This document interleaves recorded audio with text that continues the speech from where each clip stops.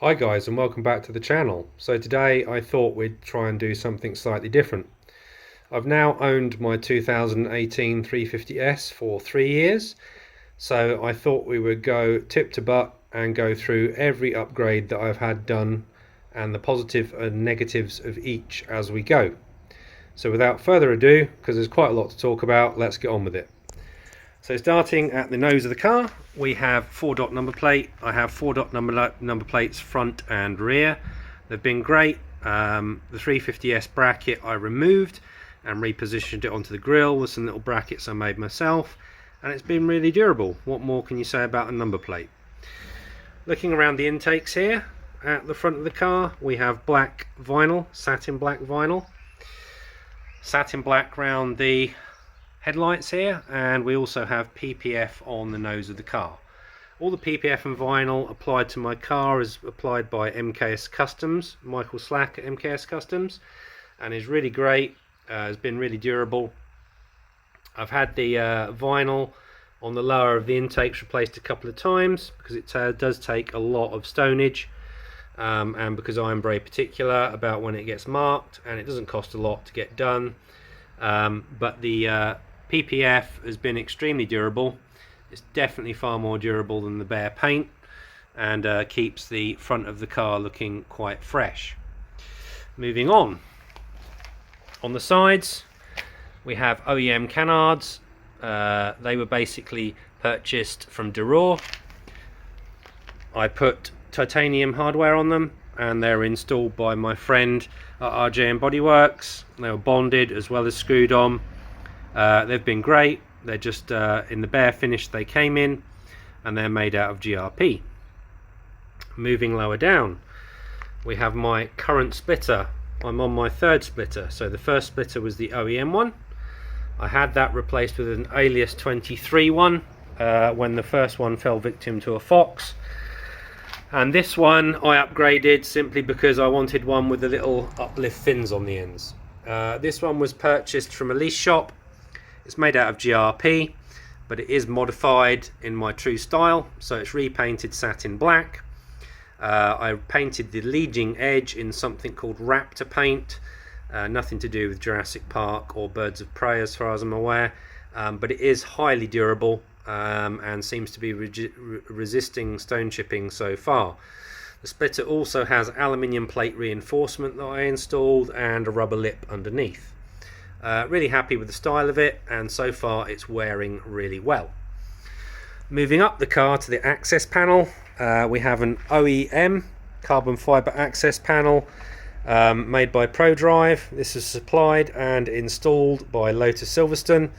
It's been great, adds real style to the car, and yeah, just a really nice thing, really, just made beautifully.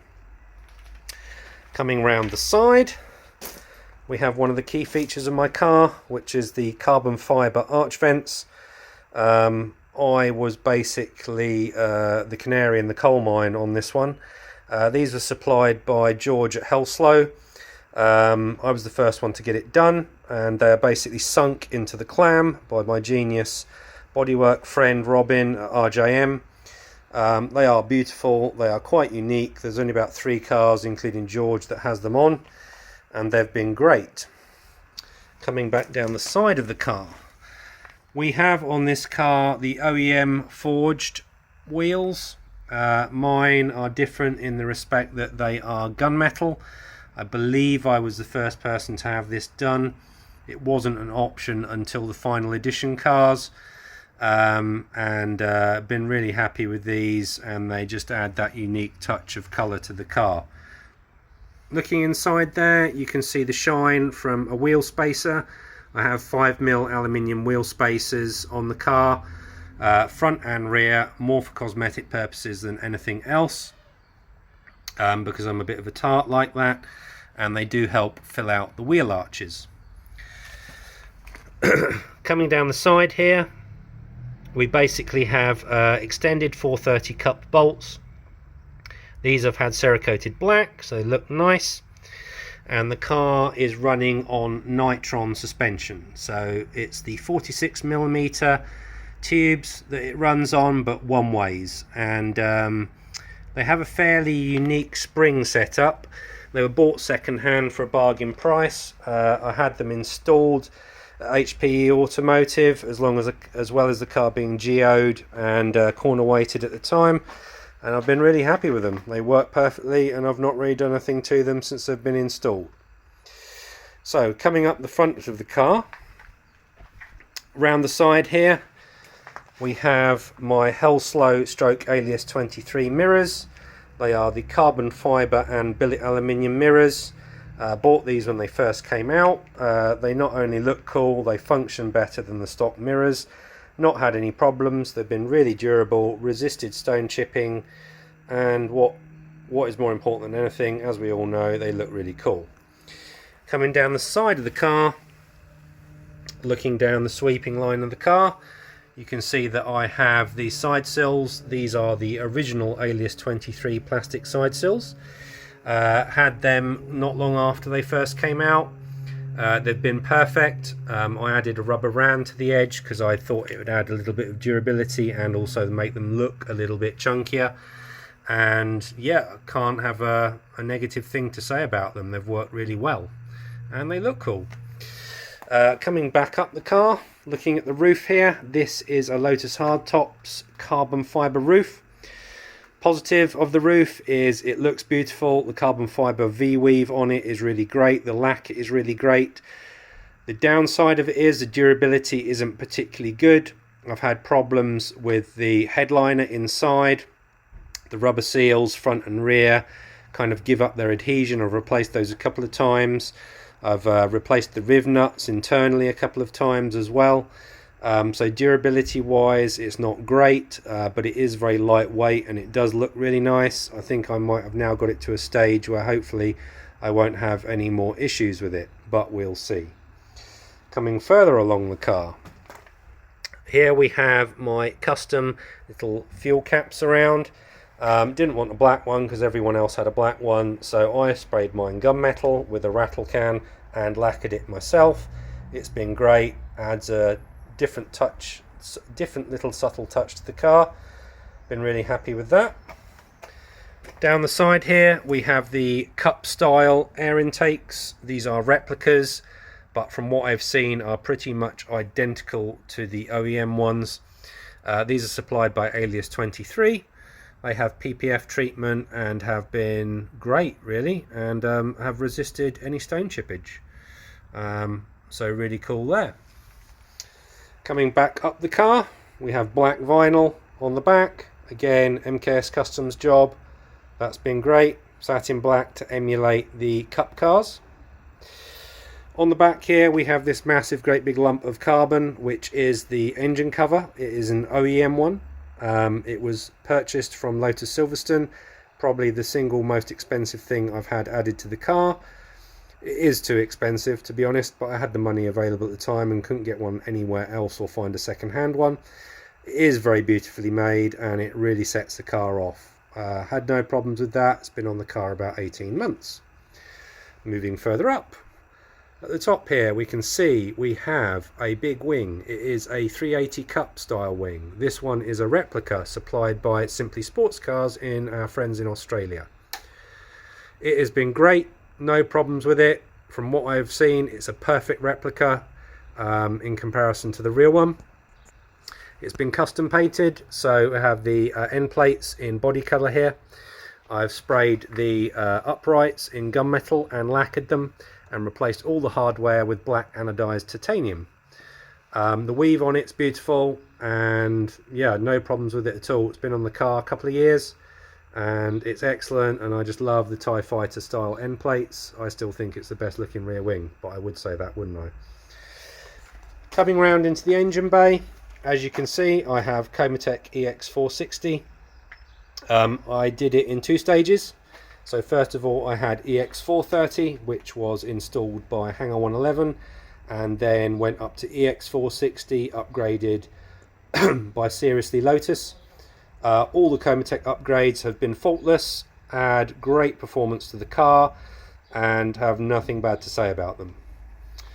Inside we have carbon fibre engine covers. They're replica ones supplied by Elise Shop in Denmark.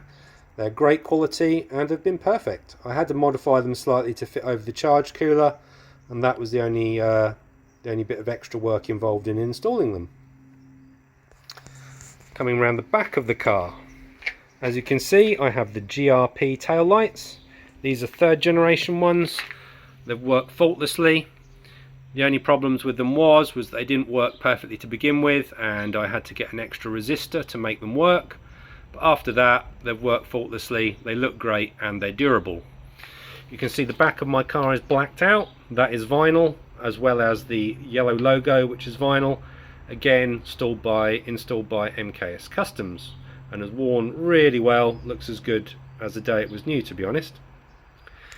If you look at my rear bumper, you can see I've got no number plate lights. That's because I had them removed, and I've got these funky little bolts here which have LEDs inside them and illuminate the number plate from either side. I basically got fed up of having to replace the LEDs due to water contamination in the stock number plate lights, so I had them taken off. Below this we have the carbon fibre diffuser surround. This is a genuine OEM one, bought from Southwest Lotus Centre at a bargain price. Had it installed by RJM. Had this unique satin black paint finish on the top, and then open gloss carbon fibre on the trailing edge. I think it looks really cool, and yeah, nothing to say about that. Here you can see my rear view reversing light camera, that's a genuine AIM one attached to my AIM MX2E dash. We'll talk more about that in a minute. Down the bottom we have the final generation aluminium rear diffuser. That was purchased from Lotus Silverstone. Centrally here we have carbon fibre 100mm exhaust tips.